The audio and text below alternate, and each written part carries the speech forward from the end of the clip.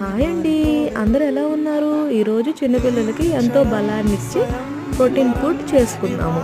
దీనికోసం క్యారెట్, జీడిపప్పు పలుకులు, ఆక్రోట్, పిస్తా, బాదం వీటన్నిటిని తీసుకొని ఒక మిక్సీ జార్లో వేసుకొని పాలు కానీ హాట్ వాటర్ కానీ పోసుకొని ఫైన్ పేస్ట్గా చేసుకొని అంతే. చిన్న పిల్లలకి సర్వ్ చేసుకోవడమే. దీన్ని వారానికి ఒకసారి మాత్రమే పెట్టండి పిల్లలకి. రోజు పెడితే పిల్లలకి వాతం చేసిద్ది. Thank you.